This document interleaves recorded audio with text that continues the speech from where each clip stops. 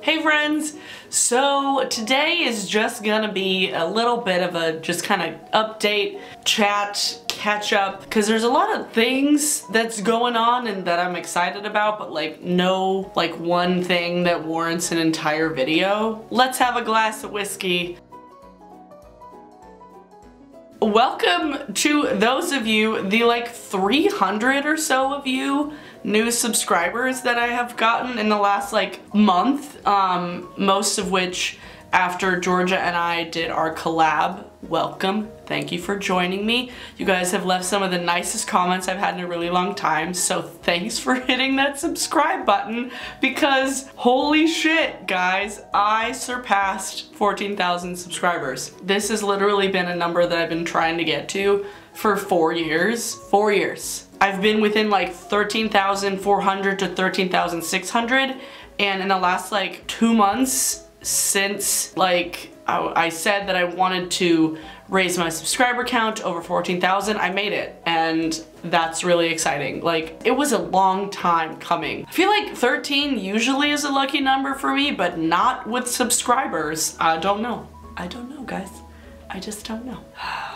Yeah, so that was first order of business. I actually have a list of orders of business. Orders of business on my phone. Samsung Notes, cause I got a new phone. If you guys didn't know, I got a new phone. I got a Samsung S8. This was like November when I got the new phone, cause my iPhone died a watery death. I was at a show, I was having a good time, and I went to the bathroom, and I peed, and I flushed the toilet. I don't know. I was a little bit drunk and my phone fell out of my pocket into the toilet. It was flushed, so it was clean water, but I mean, it was like a 4-year-old iPhone 6, so like it was due to die. It died in a pretty spectacular fashion. But I got this in November and I'm quite enjoying it. The battery life on it is amazing. It took a little bit of getting used to like the actual OS and like the interface because I've been with like Apple phones since like 2010, I think. Something like that, 2011, 2012, since I got out of college. The battery life on it is just such a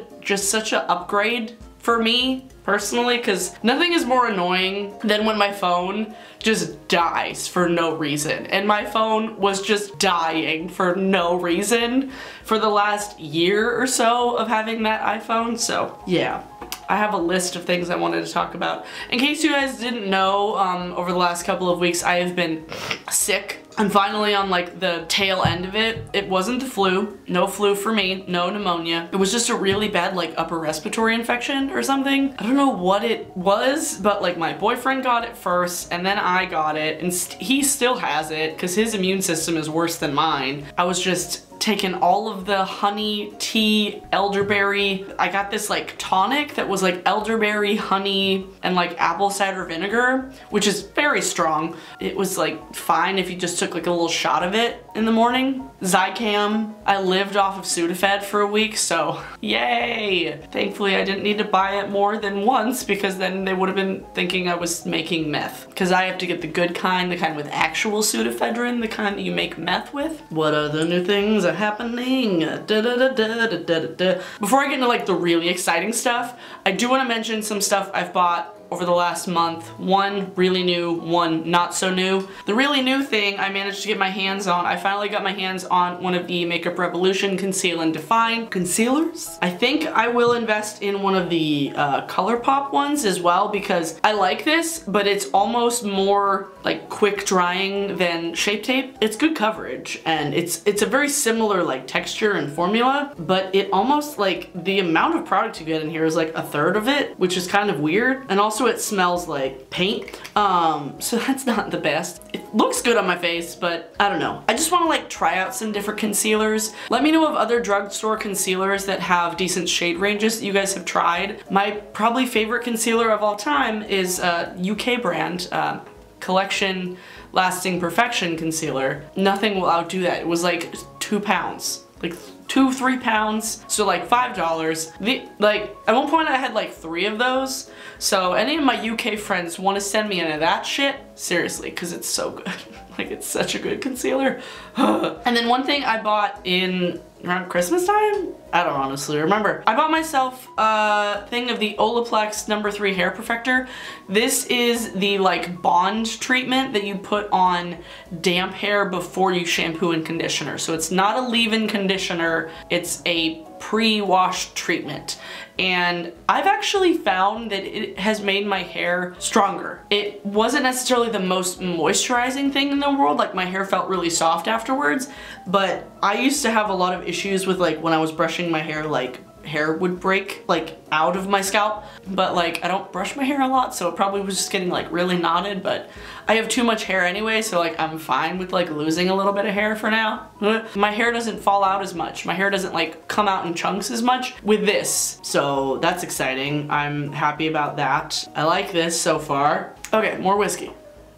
Little bit more to say before my brain explodes. I'm sure you guys have seen Casey Neistat's new video, the one he posted on Monday when I'm recording this, and it was the interview he did with the Chief Business Officer of YouTube, and I was so pleasantly surprised with it. Part of me was like expecting Casey to go really hard on this guy, which like I would have been really satisfied with. The other part of me realizes that like him going really hard on somebody, like their first time kind of going on camera for an interview, might not have been as productive as people think. Seeing this like first step into like more transparency I think was a really great thing, because a lot of people are mad about YouTube right now. Like everybody's mad at YouTube.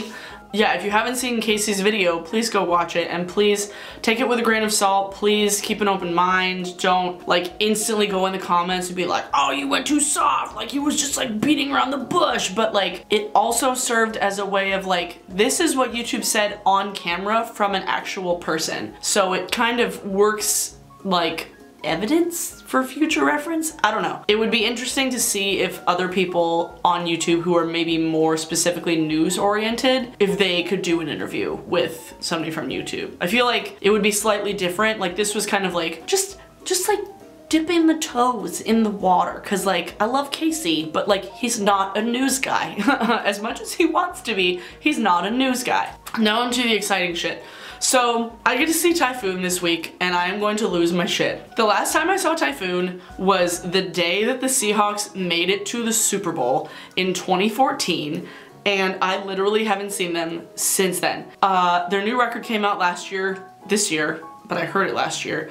I've talked about it recently. I don't shut up about it. I love Typhoon. Like my first tattoo, I wanted to be the moth that was on the cover of White Lighter. You know this now. If you don't, hey, I'm so excited to see Typhoon this week. Like I am going to cry and like freak out and just sob and just absorb everything. I'll probably vlog a little bit of it, like at least like Instagram some of that shit. So if you guys don't follow me on Instagram, please do. And speaking of Instagram, I made a separate Instagram for my like actual photography, like my professional stuff that's not just like selfies. Please follow me on my professional Instagram. I would love you forever because I post things there semi-regularly. I mean pretty regularly lately. And I know that a handful of you have been wanting to see more of my live concert photography, so there you go. There's where you can see it on a regular basis from your phone really easily. Music these days has been making me so excited. Like, I get to see Typhoon this week and I'm gonna die. I got to see Kelly Schaefer last weekend. Oh my god. Like, if you guys have not listened to Kelly Schaefer, holy fucking shit. Like, Bjork, PJ Harvey, Portland, crazy vocals, badass rock and roll. Holy crap. Her new record, No Identity, that actually came out last year, like March of 2017, is amazing. Like, I haven't stopped listening to it, and I actually went to the show because my buddy Jake photographs her like semi-regularly, and I guess he knows their manager, and he was like, hey, I can't go to the show, but they want a photographer there, can you go? And I was like, yeah dude, duh.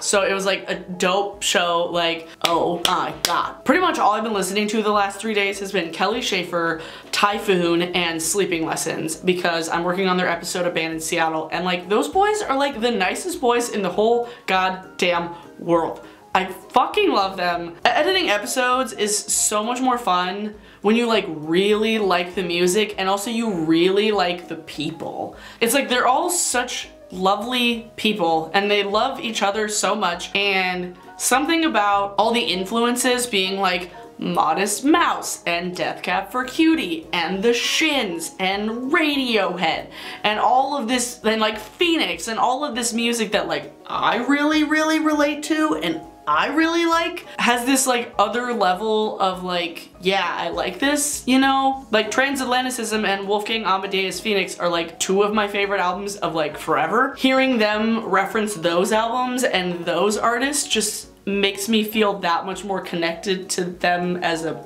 band? Does that make sense? I think so. Now I'm just like fangirling and just like word vomiting and be like, I love bands. Typhoon, Kelly Schaefer, Sleeping Lessons, ha. I've had a decent amount of caffeine today. I don't know why I'm so animated with my hands.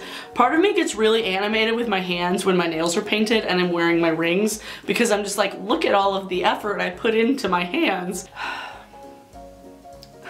The Sasquatch lineup came out a couple weeks ago and I can't. My hair, there we go. So flashback to last year, shitting on the Sasquatch lineup. No shade, but like I fucking hate 21 Pilots, so. And they're not a headline worthy band, but anyway. Don't even get me started on that lineup, because like I could go on for like an hour, right? Like, it was really bad. It was really bad. But this year's lineup, still not enough ladies. I will say that. There's still not enough ladies on the lineup. The like top headliners are still like really dude centric. But like goddamn, they fucking brought back the rock and roll and I just can't handle it.